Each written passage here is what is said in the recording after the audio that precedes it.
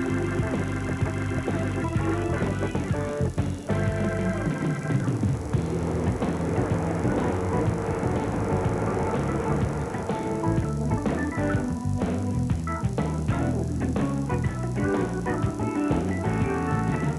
New York, we put the grim back in grime. It's Late Night with David Letterman. Tonight, Tom Brokaw, musician Lindsey Buckingham, and science lady Carol Gold, plus Paul Schaefer, the world's most dangerous man. And now a man who single-handedly saved the spotted owl, David Letterman.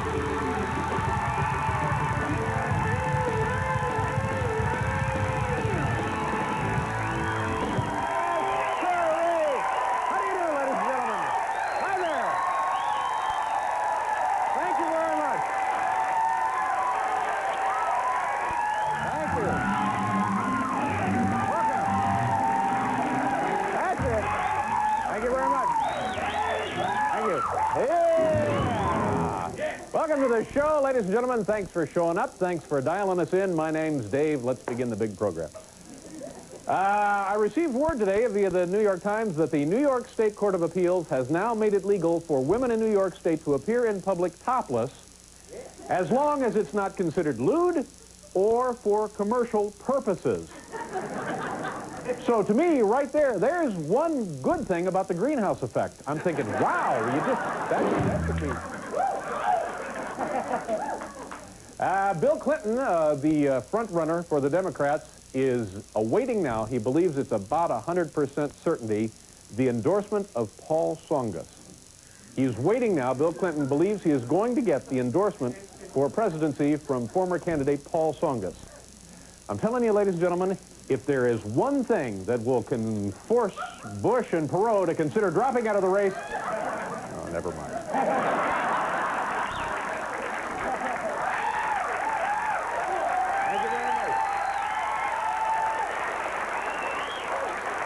Absolutely. In the world of publishing, I was stunned by this announcement. Last week, the New Yorker announced that as its new editor now will be Tina Brown, the former editor of Vanity Fair magazine. Now think about that for a second. The woman who edited Vanity Fair magazine now will be editing the New Yorker. I'm thinking 6 months, maybe a year tops before we see Pauline Kael nude on the cover. I don't know. You just never know about something like that. I've been following the progress of this man in Pittsburgh who has received the liver transplant from a baboon. Baboon. He's up and walking around. However, his doctors have warned him, go for the next couple of weeks, go easy on the banana daiquiris.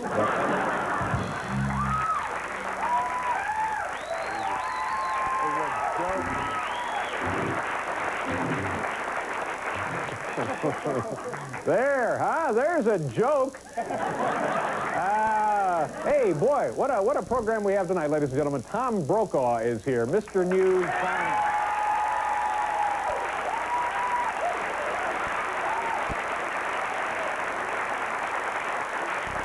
Also, Lindsey Buckingham will be on the program tonight, ladies and gentlemen.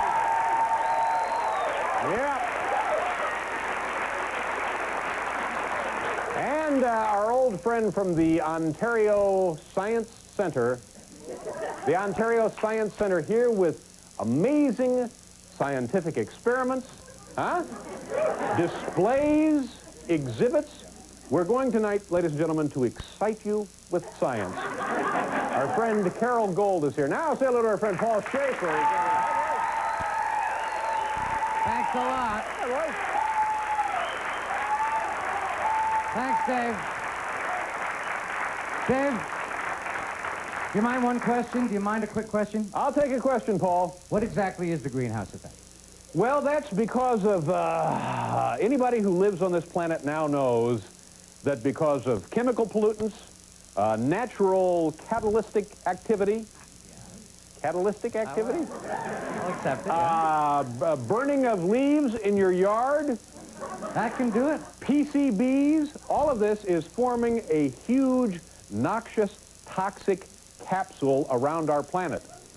As a result, heat can't escape. Heat can't escape. Heat That's what it cannot is. escape. Yeah, heat cannot escape. There's your greenhouse right there. The heat now is trapped in there. And Locked in. Yeah, that's the greenhouse effect Okay. as best as I can explain it. So a babe on the beach, topless, not for commercial purposes, Right? or for the other thing. Nothing lewd. No, it's not lewd in a Yes. bikini. Yeah. And the heat can't escape. What am I missing? I don't know. What? I don't even understand your question. Well, I'm just trying to catch up on the first joke. Oh, because it's hot. Because it's hot now, the temperature of the planet, some people believe, is rising. They believe it's higher than it has ever been since we've been keeping temperature of the planet records. Right. So as a result now, perhaps that it's legal to take their tops off, women may be taking them off. do so. Yes. I see, but not commercially. It's me. Never mind. It's just me. You know, I'm beginning to feel the effects of the greenhouse effect right in here tonight. Starting to trouble me here tonight. Is anyone else hot in here? Let me pass along a programming tip. I don't often do this, but there's a fabulous program that debuted tonight on the Fox television network. Now, you're all familiar with the wonderful show over there on Fox called Beverly Hills 916-9216. 90210. Right. It's a fabulous program about wealthy, snotty high school kids. Wait a minute. Who live with their parents. Tonight on the Fox network, a wonderful program from the same producers of Beverly Hills 921212. Debuted called Melrose Place. This is a wonderful program about wealthy, snotty high school kids who have their own apartments. Try and dial that up. Try and dial that up if you can.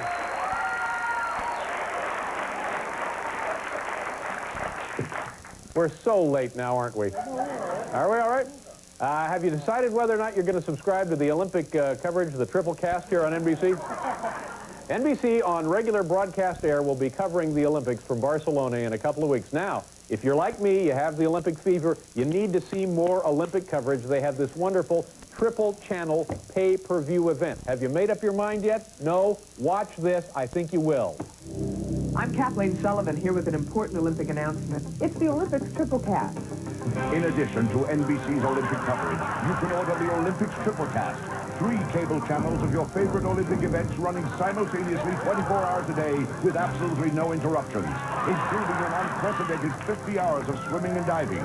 Watch your favorite U.S. hopefuls from the early rounds through the finals. The Olympics Triplecast. Now you get to choose what you want to watch. There you go, ladies and gentlemen, the Olympic pay-per-view coverage. I think if you're undecided about signing up, the key word in that promotional announcement is the key phrase, 50 hours of swimming and diving. You think about that, ladies and gentlemen, in the middle of August when it couldn't be hotter, you're inside watching 50 hours of swimming and diving. 2 full days in front of your television set watching kids hop out of a pool doing this.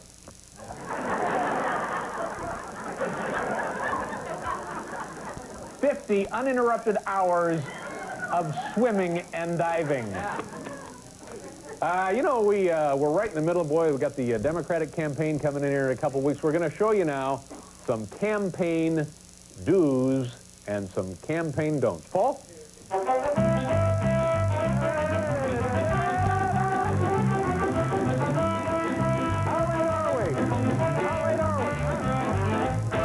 Okay, campaign do's and don'ts. Here, let me give you an example.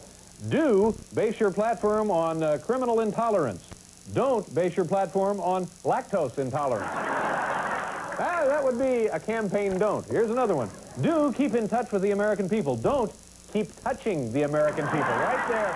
That's a terrible mistake. You would be laughed out of the race.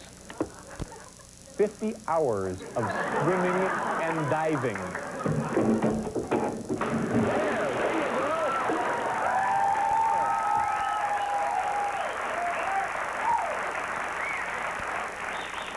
That's a silver medal dive right there. Do introduce new approaches to solving the problems in this country. Don't introduce your imaginary friend. Do claim you are free of connections to special interest groups. Don't claim you are a pregnant man. Do appear on Nightline and answer Ted Koppel's questions. Don't appear on Good Morning America and get in a shoving match with Joan London over the last cup of coffee. No. Do appear in a campaign ad with a local hero. Don't appear in a surveillance video with Marion Barry, former mayor of Washington. Thank you very much. I love those shots of a disinterested Paul. I'll take all of those we can get. Thank you very much. There. Do hold a press conference and take on the issues. Don't hold a press conference and take off your pants. I think we all saw that one coming up 6th Avenue. Do kiss a baby in public. Don't conceive a baby in public. That's just common sense right there. Do explain your positions clearly. Don't explain your positions with puppets. Well, do make a congratulatory phone call to the winner of the World Series. Don't make a congratulatory phone call to the winner of studs. Do adopt a slogan like, let's cut the deficit together. Don't adopt a slogan like, I am your king, bring me your gold.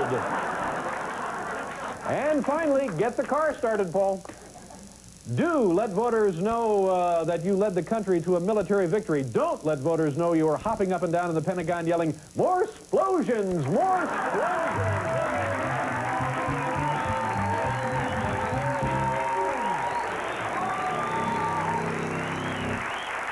All right, we'll do a commercial when we come back. Our friend Tom Brokaw will be here.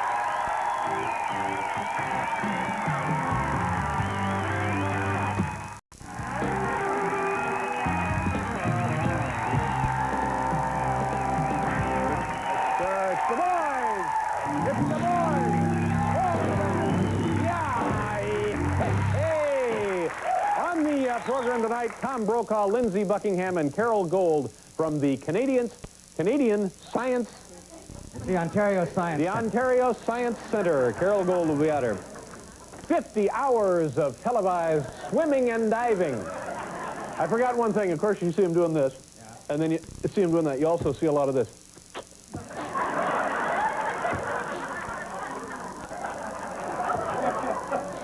And then occasionally, the ever popular 50 hours, ladies and gentlemen. Thank you.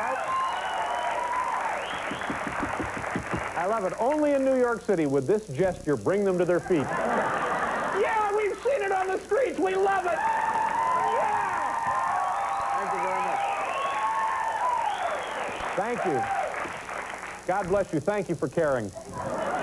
We've won a Peabody Award, by the way.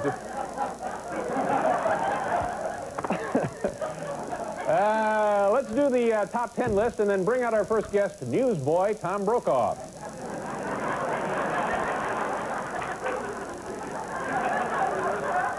From the home office in Tahlequah, Oklahoma, the category for our top 10 list tonight, top 10 signs you've hired a bad babysitter. Top 10 signs you may have hired a bad babysitter. Here we go. Number 10, keeps asking, the kids are the short ones, right? Number 9, saw her on Jeopardy during Bad Babysitters Week. Number 8, kids start using a lot of prison slang. Number 7, when you offer her a tip, she says, I've already taken care of that. Number 6, first question she asks is, where do you hide the booze? Number 5, kids become hooked on phonics. Number 4, she nervously asks, you don't watch America's Most Wanted, do you? Number 3, while sitting at a restaurant that night, you recognize her at next table. See, that would be a bad babysitter. Number 2, every time you call to check in, the phone is answered by a fireman. And number 1 sign you've hired a bad babysitter. While you were gone, she signed you up for the Olympic Triplecast.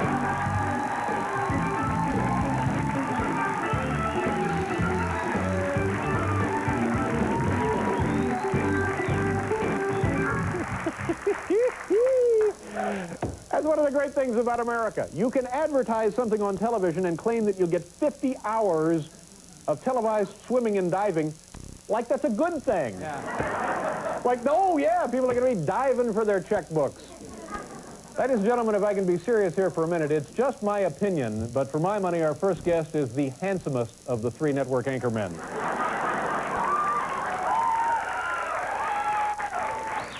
Please say hello to NBC's very own Tom Brokaw. Tom? Now, do you take your wife and family along, or this is this no, just on the this guy? one she knew better. This is the helicopter with which we made certain arrangements, and this guy runs a milk run up and down the coast, and we said to him, What does that say right up there? Aeroflot. And what he did was we paid him a small gratuity. We loaded all this gear into it, and then we kind of stood up in the helicopter, and he flew 300 miles into the interior. This then shows you, I think we got this right, that's the interior. That's the taken next from one. the helicopter. Yeah, right? this is the next. This is how remote it is. I mean, for thousands of miles, that's what it looks like. Yeah, but look at this right over there. You see that? Yes, that's my house. Golden right No, that's exit 38. That's the Merit running right up through there. And right there is a woman looking in the window here. Okay.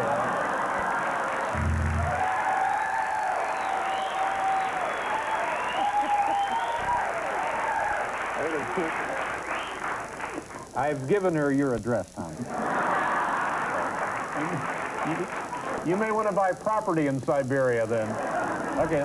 She doesn't know where to find the keys to my car. Now this looks beautiful here. This is that.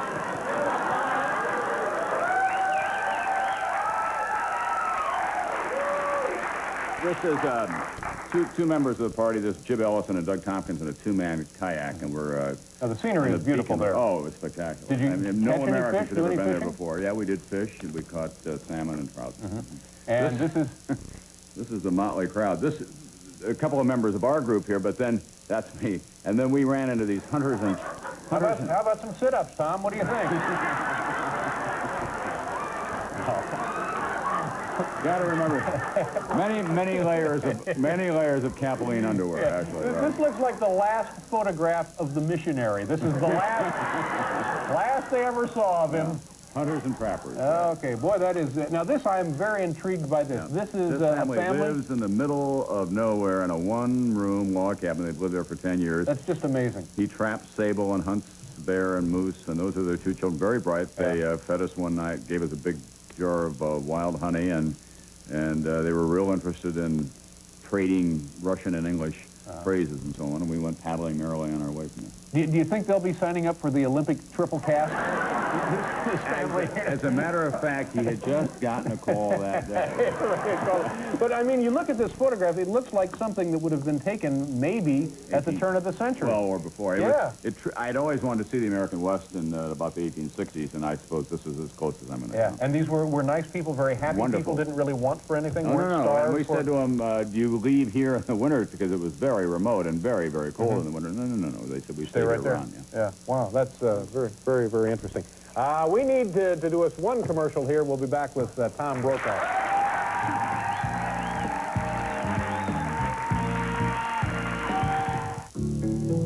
Every night during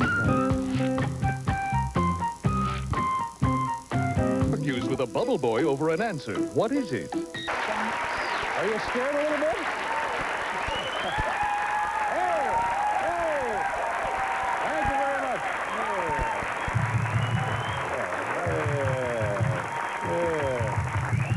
Yeah. Come back in about 6 months. We'll do a complete workup. On the program tomorrow, ladies and gentlemen, our old friend and very funny man, David Brenner, will be here. Ladies and gentlemen, we are honored to have with us tonight a very special guest, the wild card in this year's presidential election, a self-made billionaire, an American folk hero. Here he is to take your questions. Please welcome H. Bud Perot.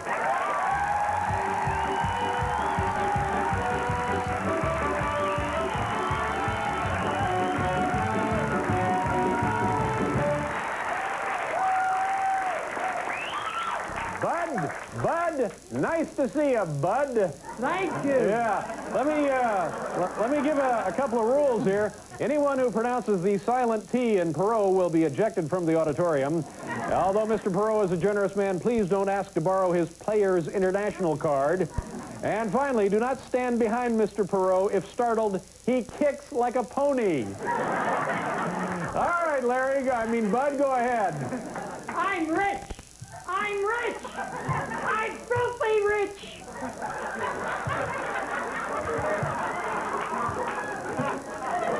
Who has the first question? He's so rich, he tossed away 6 $1 bills. Is he nuts? My God!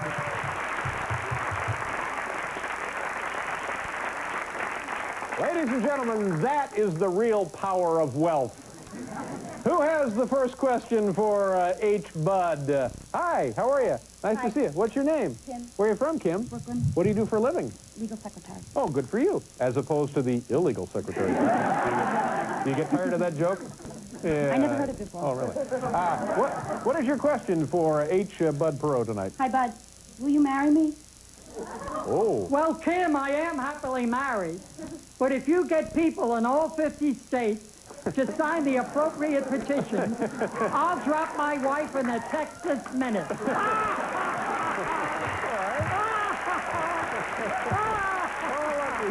For showing interest in my campaign, please accept a sweet kiss from TV, Regis Philbin. Good. Regis Philbin, come on down.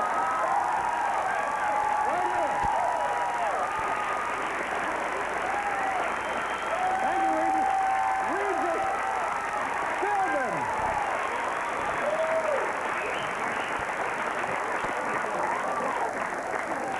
Everybody who asks a question tonight gets a kiss from Regis Philbin. Who has the next question for H.O.? How do you do? Nice to see you, sir. And your first name again is? Mike. Mike, we talked to you before the program, didn't we? Good to have you with us. Glad to see that you stayed. Yeah. Where are you from, Mike?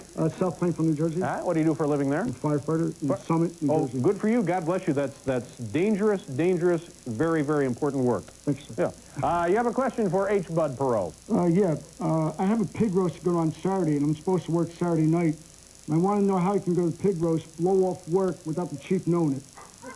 Having an affair, huh? Well, I'm not going to help you with your slimy little plan, Mike. If that's your real name. I don't know. Look out here. Regis Philbin again. Where is he? Bring him down. Please accept the call. Here he is. From TV's Regis Philbin. Mike, Regis. All right.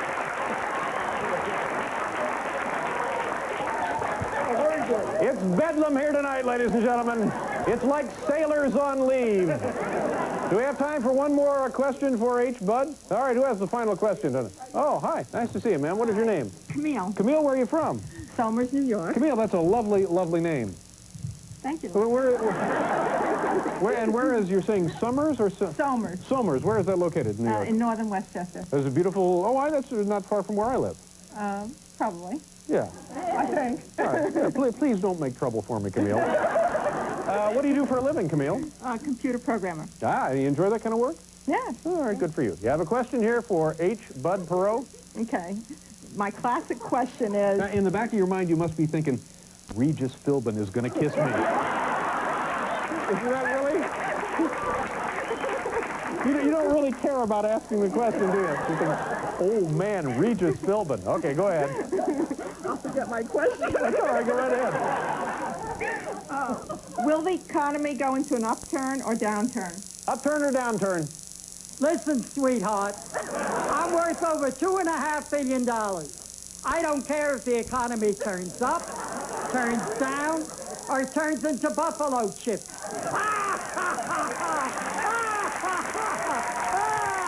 Here he comes! For showing an interest in my campaign, please accept a sweet kiss from TV's Regis Philbin. Right there. Oh, my God. Regis.